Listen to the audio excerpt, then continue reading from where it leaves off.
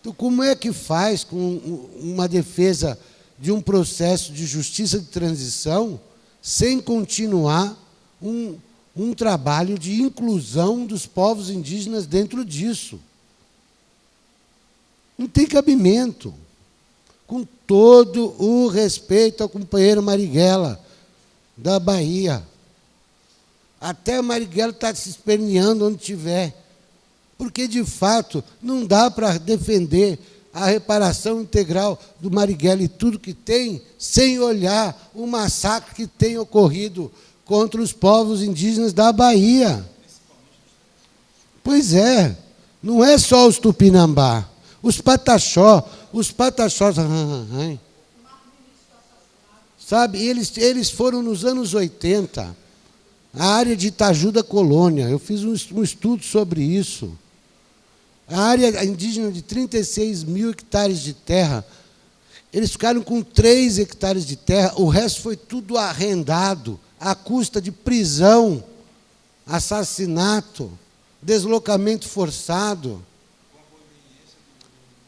Não, quem fazia era o Estado, quem fazia era a Polícia Militar da Bahia.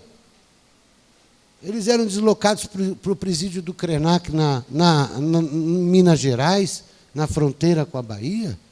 Tudo isso é a ação da ditadura. É a mesma estrutura que combateu a guerrilha do Araguaia, atuava contra os indígenas. O comandante que atuou na guerrilha do Araguaia era ninguém menos do que o presidente da FUNAI. Então, como desconsiderar as estruturas de repressão? Quando você acha algumas fotografias com guerrilheiros do Araguaia colocados dentro de um saco para cadáver, listado, que ali está preto e branco, mas era azul e branco, nos falaram. Listado assim. E você vai ver os sacos que eram removidos, os corpos dos indígenas Waimiri e Troari na construção da BR da Transamazônica, é o mesmo saco para corpo de morto. E por que os Waimiri e Troari não são objeto de reparação? Que diferença nós temos nisso? O companheiro do Araguaia morreu, como morreu o cacique líder, e 85% do povo Waimiri e Troari, para que o Estado brasileiro pegasse 90% do seu território. E ainda depois disso tudo, o governo federal faz um acordo político para construir um linhão de eletricidade em cima da terra de quem? Dos 10% que sobrou do Waimiri e Troari. Em vez de reparar, a gente intensifica. Então, como falar em justiça e transição com 85% de um povo que viveu um genocídio que foi denunciado, inclusive pelos militantes das organizações políticas fora do Brasil? No primeiro tribunal Rousseff, o terceiro, né, que mexeu com Chile, Brasil, as ditaduras, um dos eixos de discussão no tribunal Rousseff foi o massacre contra os povos indígenas nos anos 70. Então, a ditadura atuou, sim, de forma organizada contra os povos indígenas. Nós, durante esse trabalho, levamos porrada dos companheiros, Cajá. Teve companheiro que falou, não, mas o cobertor é curto. Se botar os índios aqui, não sobe para lá, não. E é doído ouvir isso quando a gente mexe com direitos humanos. E você vê que a diferença é que esses povos continuam sofrendo violência ainda hoje. Em 2016, o único movimento que sofreu um volume significativo de assassinatos de suas lideranças é o movimento indígena. Tem sido caçado as lideranças, os professores, os rezadores. Brasil afora, é de norte a sul do Brasil, lideranças sendo assassinadas. Como desconhecer, desconsiderar essa realidade numa discussão de um processo de justiça e transição? Todos são importantes. Do Marighella a qualquer um dos indígenas que resistiram a esse processo de desenvolvimento. Todos são importantes.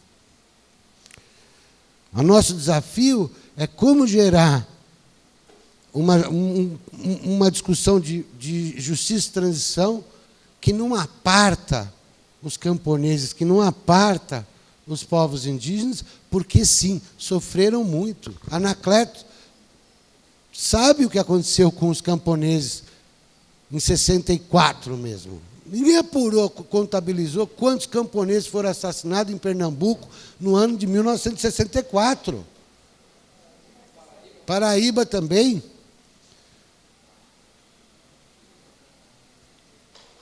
Então, a perspectiva do que nós temos para enfrentar essa discussão da justiça e transição é o enfrentamento do fascismo no presente. Porque a questão da memória, de um jeito ou de outro, ela foi e ela tem tido um trabalho que teve penetração na sociedade. Primeiro, com o esforço dos familiares de resgatar. O pai e a mãe da Sônia, por exemplo, gerou um arquivo que cabe nesse tamanho aqui de coisa, só aquela família pesquisando o trabalho da filha dela. É isso aqui de arquivo. Papel por papel, até descobrir o que aconteceu com a filha deles. Esse arquivo hoje está no Rio de Janeiro. Como transformar esses arquivos que ainda não estão públicos no sentido do acesso digital, no sentido de um amplo acesso digital?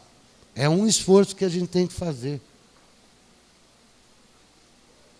Mas também um esforço de pegar esses arquivos dessas populações. Por exemplo, eu estou dando os indígenas como um exemplo, mas se aplica aos vários segmentos atingidos pela ditadura. Os negros também, sabe?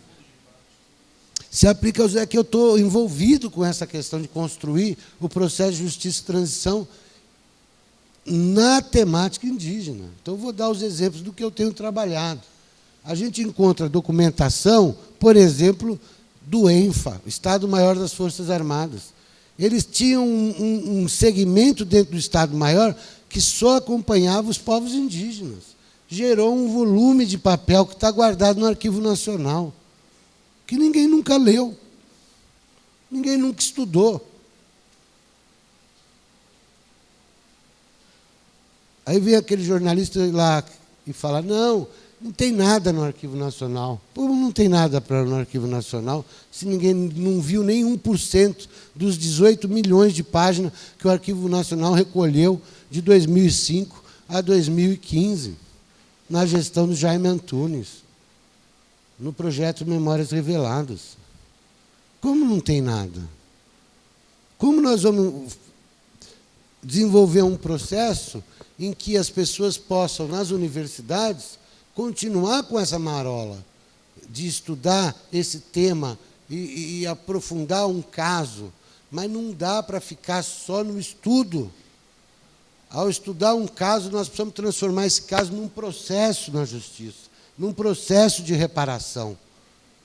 Quando eu falo o caso de Itaju da Colônia, por exemplo, quando os índios ficam com 3 hectares e os comparsas do governo da Bahia com 35.997 hectares, eles arrendam aquilo para essa burguesia da Bahia.